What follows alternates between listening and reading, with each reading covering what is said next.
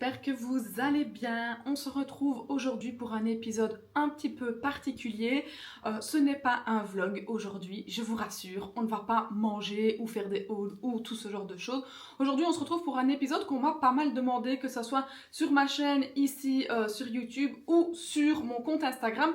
On m'a demandé un peu les livres que moi je recommandais. Ce sont genre mes essentiels, mes indispensables. J'ai classé tous les livres par thème. Donc vous allez retrouver le thème de développement personnel au sens large, le thème productivité, le thème business, etc. pour que vous puissiez choisir le livre qui vous inspire en fonction du thème que vous voulez découvrir. Donc les livres sont quand même d'un niveau simple à moyen, si je peux dire ça comme ça, à part un et je vous dirai lequel. Mais je me suis dit que si vous vous lancez dans la lecture ou si vous n'étiez pas forcément familière avec certains sujets, on allait commencer doucement avant de rentrer dans des livres un peu trop compliqués où tu lis 3 pages et en fait tu as juste envie d'arrêter, de fermer le livre et de regarder Netflix.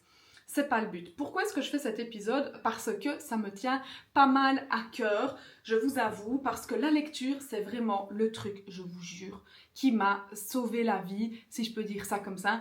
Je me suis vraiment réfugiée dans les livres une fois que j'ai commencé à rester chez moi, donc je vais dire à partir de 2020, quand j'ai fait mon burn-out à la banque. Je suis restée chez moi, voilà, j'avais rien à faire et j'ai commencé à lire des livres et j'ai vraiment kiffé ce que ça m'apportait, les découvertes que je faisais et de là j'ai commencé à lire de plus en plus. Après ma rupture, pareil, je me suis vraiment réfugiée dans les livres et j'ai vraiment commencé à lire des livres de développement personnel, donc c'est là que ça a commencé vraiment. Je me suis renseignée sur tous les sujets tels que les relations amoureuses, la dépendance affective, la loi de l'attraction et tous ces sujets, en fait, c'est quelque chose qui m'a animée, même si ma vie était complètement sans dessus dessous, que c'était le chaos, que je venais de rompre, que je devais revendre ma maison, que j'étais pas bien du tout. En fait, les livres, ça m'a donné quelque chose de nouveau à intégrer, quelque chose de nouveau à apprendre. Et en fait, je pense que ça a atténué ma peine, ça a atténué ma tristesse, ma colère. Et je me suis vraiment retrouvée au travers des livres parce que j'ai appris de nouvelles choses et je me suis dit waouh, en fait à chaque fois que je lisais les livres au début j'étais là waouh, ah ouais mais c'est vrai j'avais jamais vu ça comme ça, ou j'étais là en mode punaise mais je savais pas, et ça m'a donné des explications sur beaucoup de choses, ça m'a appris aussi beaucoup de choses et honnêtement aujourd'hui je ne saurais pas vivre sans livres. Alors aujourd'hui je ne lis pas que des livres de développement personnel parce que je pense qu'on a aussi besoin de couper, donc je lis beaucoup aussi des romans que j'aime beaucoup. Maintenant, c'est pas le sujet du jour. J'ai vraiment focus les livres sur le développement personnel au sens large. Bref, vous l'aurez compris, j'adore les livres. Je vais arrêter de parler et on va rentrer dans le vif du sujet. Alors, le premier sous-thème, c'est le développement au sens large. Qu'est-ce que j'entends par développement au sens large? C'est des livres qui vont reprendre des notions génériques et qui vont vous les expliquer. Je suis désolée, je sais pas ce qui me gratte là comme ça. Hop. Ces livres-là vont du coup aborder des thèmes de développement personnel qui vont vous permettre de travailler sur vous et sur vos croyances. Alors le premier livre, je ne l'ai pas ici parce que j'ai déménagé à Paris et je n'ai pas pris tous mes livres avec moi, mais j'en ai quand même pris quelques-uns parce que je n'aurais pas su rester sans mes livres. Ça s'appelle Good Vibes, Good Life. C'est un livre de Vext King et c'est un que je recommande aux personnes qui se lancent dans le développement personnel, qui commencent à se familiariser avec certaines notions, avec certaines thématiques, et le livre est super bien expliqué. Je trouve qu'il est complet, qu'il est agréable à lire, qu'il est intuitif et bref, voilà, c'est un des premiers livres que je vous recommande de lire. Et vous pouvez le choper sur tous les sites que vous voulez. Alors évidemment, je fais une petite parenthèse. Ce n'est pas des partenariats, ce n'est pas des collaborations, donc j'ai pas de lien à vous donner. Vous pouvez retrouver les livres sur Amazon, Fnac, Cultura et que sais-je. Voilà, moi je vous propose juste les titres. Le deuxième livre, vraiment qui pour moi est un basique du développement personnel, c'est sans plus tarder les 5 accords Toltec. Ce livre-là, perso, c'est quelque chose que j'ai lu au début de mon développement personnel et j'ai vraiment appris énormément de choses. Et les accords Toltec, du coup, je suis toujours en train de les appliquer aujourd'hui, c'est-à-dire 3 ans après, je les applique toujours dans mon quotidien. C'est vraiment, cette notion-là, c'est vraiment quelque chose qui régit ma vie. C'est vraiment quelque chose que j'ai appliqué au quotidien et aujourd'hui, je pense accords Toltec. Je veux dire, les accords Toltec font vraiment partie intégrante de ma façon de penser et de voir les choses et franchement ça m'aide énormément. Ensuite, au niveau d'un livre de développement personnel qui m'a beaucoup aidé, c'est le titre La montagne c'est toi de Brianna Wiest et c'est un livre qui m'a permis de reprendre mon pouvoir, de me rendre responsable de ma vie. C'est un livre qui te permet de passer outre la procrastination et l'auto-sabotage que tu peux avoir envers toi-même. Je trouve que c'est un livre hyper constructif parce qu'il a été écrit par une américaine et il n'y a rien à faire. Je trouve que le point de vue des Américains est quand même différent du point de vue que certains Français peuvent avoir et du coup ça apporte des notions que on aime bien. Donc ça pour moi c'est la base du développement perso. En gros, je te propose des titres. Il y en a d'autres évidemment et moi ce que je recommande toujours c'est va te balader chez Cultura, va te balader à la Fnac et regarde les couvertures, regarde les titres qui t'interpellent, lis le résumé et ce qui t'appelle, prends-le, va vers ce livre-là. Moi, c'est vraiment comme ça que j'ai fait. Et donc, il y a des livres où je savais même pas de quoi ça parlait. J'ai été attirée par la couverture ou par le titre. Et en fait, j'ai kiffé le livre. Moi, je te donne juste un guide. Ensuite, au niveau du sous-thème, je suis passée au sous-thème sur la productivité. Parce que pour moi, pour se développer personnellement, ça te demande une certaine organisation qui te permet d'être productive et qui te permet d'atteindre tes objectifs. Alors, le premier livre, c'est L'effet cumulé. C'est un livre qui va te permettre de comprendre que chaque action que tu poses va avoir un impact sur ton futur. Alors, le grand principe de ce livre-là, c'est que tu dois faire 1% de plus chaque jour. Et en faisant 1% de plus chaque jour, à la fin de l'année, tu vas avoir des résultats incommensurables. Je sais pas si c'est le mot qu'on dit. Donc si tu te dis oui mais je vais pas aller à la salle de sport parce que je n'ai que 30 minutes devant moi, mais si en fait va à la salle de sport 30 minutes parce que si tu vas 30 minutes par-ci, 30 minutes par-là, à la fin de l'année, avec l'effet cumulé, tu vas avoir des résultats. Et je sais que parfois on est là dans cette procrastination en mode non, j'ai pas envie d'aller, j'ai pas le temps ou ça sert à rien, je vais lire 10 minutes. Si, lis 10 minutes, fais une méditation 5 minutes, va au sport 30 minutes, va marcher 15 minutes si tu as besoin en fait. C'est pas parce que tu vas pas longtemps que tu n'auras pas des résultats. C'est par justement la répétition et l'effet cumulé que tu vas avoir des résultats. Bref, ce livre-là est très très bien expliqué et je te le recommande. Ensuite, un autre livre qui va te permettre de mettre en place des habitudes saines, c'est Un rien peut tout changer, le titre. Il a été écrit par James Clear et ce livre-là m'a permis de mettre en place une routine d'habitudes qui me correspond, qui me convient. Alors, si tu connais les livres de développement personnel, je ne te parlerai pas de la Miracle Morning, bien que ça a été un livre qui m'a appris des choses et où j'ai aimé certaines notions. Pour moi, la Miracle Morning, c'est un peu une utopie. Moi qui suis entrepreneur, je n'arrive pas à me lever à 5 heures, faire du yoga, faire des exercices, faire du journaling, déjeuner, Non, j'ai pas le temps. Donc je me suis adaptée à des habitudes et des routines qui me conviennent à moi personnellement. Et donc, dans le livre Un rien peut tout changer, il va vraiment mettre en place le pouvoir des habitudes et comment te tenir à tes habitudes pour ne pas céder aux tentations que tu pourrais avoir. Donc, ce livre-là, je te le recommande aussi pour booster ta productivité. Et enfin, je ne l'ai pas ici non plus, désolée. C'est le livre Le One Thing, passer à l'essentiel. Il a été écrit par Gary Keller et c'est un livre qui te permet en fait de dégager toutes les distractions qui ne te servent pas et de revenir à l'essentiel, de vraiment te recentrer parce qu'on est dans une génération où on a plein de stimuli extérieurs, on a plein de choses qui nous détournent finalement de notre objectif et ce livre-là, il m'a vraiment permis de me recadrer et de comprendre pourquoi c'était important de se focaliser sur une tâche à la fois et d'arrêter tout ce qui était multitâche. Le troisième thème que je vais aborder ici avec toi, c'est le thème des relations tout simplement. Alors les relations, c'est quelque chose qui nous touche toutes et tous. Quand j'ai vécu ma rupture, je me suis vraiment plongée dans des livres qui parlaient de relations et c'est comme ça que j'ai commencé à entendre parler du mot dépendance affective et donc j'avais commandé ce livre-là, Le syndrome de Tarzan, qui est extraordinaire pour comprendre un peu tes comportements inconscients.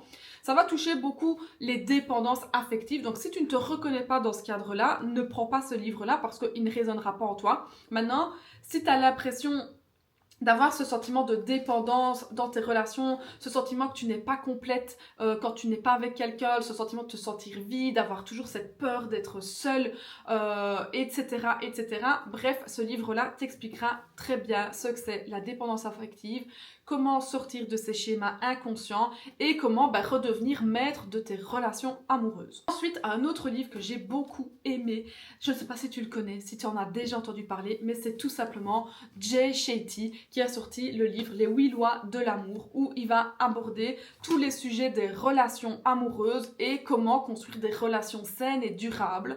Je trouve que son approche est extraordinaire. Jay Shetty, c'est un Américain qui est fort connu pour les podcasts qu'il développe tout autour des relations amoureuses, et du coup je trouve que c'est la base d'avoir un livre de lui, quoi. Alors je sais qu'il y a beaucoup de livres aussi de Lise Bourbeau qui sont intéressants dans les relations. On va beaucoup parler des 5 blessures de l'âme, etc. Mais je trouve que c'est du vu, du revu et du re-revu. Moi, je ne suis pas ici pour te répéter ce que tout le monde a déjà répété. Je suis ici pour te donner de la valeur. Alors, à la place de lire les 5 blessures de l'âme, lis ce genre de livre. Tu verras que tu apprendras beaucoup plus de choses. Dans les livres que je voulais te proposer, c'est La maîtrise de l'amour de Don Miguel Ruiz. Oups, pardon, j'ai estropié son nom. J'aime beaucoup son approche. En fait, c'est le même auteur qui a écrit les Accords Toltec. Je trouve qu'il a une façon de voir les choses qui résonne très très fort en moi. La maîtrise de l'amour, c'est vraiment un livre que j'ai kiffé. Genre, à chaque fois que je tournais les pages, j'étais là, waouh, ah ouais, ah oui, et j'ai surligné plein de trucs, j'ai mis plein de post-it.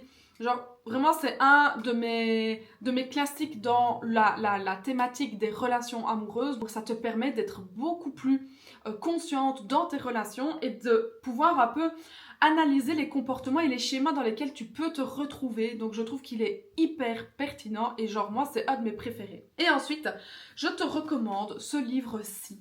Les conseils, Confidences d'une célibataire épanouie de Cristina Marquez. Ce livre-là, genre, il est big. Il est quand même assez gros, mais genre, il y a des... Je sais pas. Genre, moi, c'est un des premiers livres que j'ai lu quand j'ai été célibataire, et ça a résonné en moi de fou. J'ai vraiment commencé à apprécier mon célibat. J'ai vraiment commencé à me dire que, ok, mon célibat, c'était pas un problème, c'était pas une tare. Je n'avais pas un problème parce que j'étais célibataire. Et en fait, ça m'a permis d'apprécier ce moment de célibat. Ça m'a permis d'apprécier ce moment qui, en fait, c'est un moment où je suis la propre actrice de ma vie. Je peux faire ce que je veux, quand je veux, où je veux, avec qui je veux. Et en fait, ça m'a redonné du pouvoir et une certaine compréhension des sentiments que je pouvais ressentir. Attendez, Billy aboie. Attention Billy, tu vas faire du bruit. Du coup, Confidence d'une célibataire épanouie. Si tu es célibataire, je t'avoue que ce livre-là, ça va être ta safe place parce que tu vas comprendre que quand on est célibat, en fait, c'est une des meilleures périodes de notre vie. C'est juste la société qui nous a fait croire que être célibat, c'était chelou et qu'on avait un problème, mais en fait, pas du tout. On va passer au thème business, parce que vous savez que moi, les livres business, j'aime bien. Les livres qui parlent d'argent, qui parlent de mindset, etc. C'est mon kiff. Et le premier, c'est le Comment se faire des amis de Dale Carnegie. Ce livre-là, c'est une pépite. Si tu veux apprendre à faire du réseautage, du networking, si tu veux améliorer tes relations, et t'es pas obligé d'être entrepreneur pour ça. Tu peux travailler dans une boîte où tu parles avec des clients, où tu parles avec tes équipes, où tu parles avec tes patrons, peu importe. C'est vraiment pour améliorer toutes tes relations interpersonnelles. Donc, c'est pas forcément les relations amoureuses, c'est vraiment plutôt les relations professionnelles ou personnelles, mais vraiment dans un mood où tu vas comprendre énormément de choses par rapport à ça et tu vas savoir comment prendre les gens, comment traiter les gens et être apprécié de ces gens-là. En fait, c'est surtout un livre qui m'a permis à moi de rester mémorable dans la tête des gens par le biais de différentes techniques qui t'apprend dans ce livre-là et qui sont pépites. Ensuite, au niveau business, un livre que j'aime beaucoup si tu es entrepreneur, c'est évidemment L'offre à 100 millions de dollars de Alex Hormozi. Pour moi, c'est un livre qui, quand tu débutes, quand tu as un business, quand tu te lances dans quelque chose, peu importe dans quoi, mais il faut se lancer dans l'entrepreneuriat, ce livre-là, il va mettre en perspective pas mal de choses, que ça soit d'un point de vue mindset, que ça soit d'un point de vue de stratégie, que ça soit d'un point de vue productivité. Enfin, je sais pas t'expliquer, mais ce livre-là, genre, je l'ai tué, j'ai pris des notes, j'ai travaillé, j'ai fait les exercices, je l'ai kiffé. Donc, si tu es entrepreneur et que tu as envie de te cadrer, de te structurer et d'avoir une stratégie gagnante qui va te permettre de faire des ventes, qui va te permettre d'impacter les autres, je te recommande ce livre-là, c'est une pépite. Et ensuite, un autre livre dans une autre gamme, c'est sur tout ce qui va concerner le money mindset. Alors, si tu ne le sais pas encore, tu as probablement des croyances limitantes par rapport à l'argent qui t'ont été inculquées par tes parents, ce que tu as entendu quand tu étais enfant, adolescent, par la dynamique dans laquelle tu as grandi. Du coup, ça t'a fait planter des graines dans ta tête et des graines qui ne sont pas forcément les tiennes et qui aujourd'hui te restreignent pas mal au niveau de l'argent que tu peux générer, au niveau de l'argent que tu peux gagner. Tout ça, ça vient simplement de ton enfance. Et du coup, ce livre-là, Les secrets d'un esprit millionnaire de Harv Eker, est une pépite pour mettre en lumière toutes les fausses croyances que tu as développées par rapport à l'argent. Si par exemple tes parents t'ont toujours dit oui mais pour faire ça il faut travailler dur, ou si tes parents t'ont dit oui mais l'argent pousse pas dans les arbres, c'est des croyances qui ont été rentrées dans ta tête, et si aujourd'hui tu as du mal à atteindre tes objectifs financiers, je te conseille vivement ce livre qui pour moi est une pépite.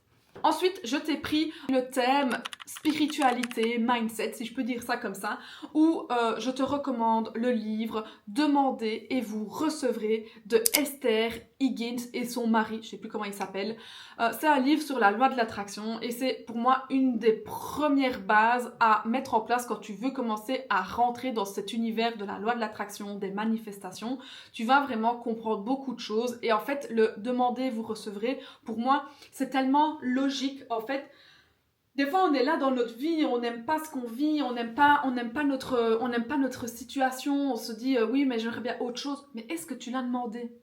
Quand je demande parfois en coaching à certaines filles, qu'est-ce que tu veux, quels sont tes objectifs, elles ne savent même pas me répondre. Donc si tu ne sais pas ce que tu veux, si tu n'as pas d'objectif, il ne faut pas s'étonner que tu ne reçoives rien. Et c'est tout ce qui est expliqué dans ce livre-là que j'aime beaucoup.